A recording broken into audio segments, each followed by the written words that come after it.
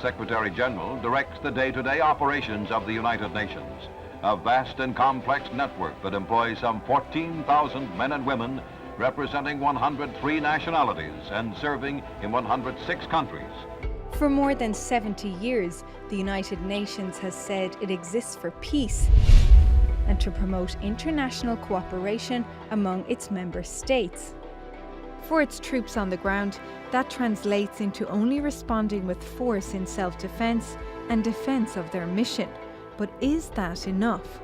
A new UN report says the world has changed a lot since 1945 and believes the blue helmet and the United Nations flag no longer offer natural protection for UN forces. The report was commissioned by UN Secretary-General Antonio Guterres. It found that since the first peacekeepers were deployed in 1948, more than 3,500 personnel have been killed. The numbers spiked in the 1960s because of the Suez Crisis and a war in the Congo. They climbed again in the 90s because of violence in Rwanda, Somalia, Cambodia and the Balkans. Deaths remained relatively low until recently, but last year, 56 peacekeepers were killed, the most since 1994. The study revealed that these deaths weren't a result of conventional warfare, but occurred for more complex reasons.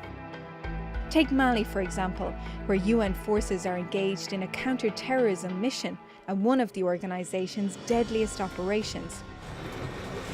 And in the Congo last month, at least 15 peacekeepers were killed when they were targeted by rebels engaged in that country's civil war. But UN critics don't believe arming troops or encouraging them to be more aggressive is the answer. Some monitoring groups have accused the UN of making bad decisions when it comes to hiring locals, who have included people responsible for human rights violations. And then there's the numerous sexual abuse allegations made against blue helmets in recent years. But the simple fact is, forces have experienced their deadliest 5-year period since the UN was set up.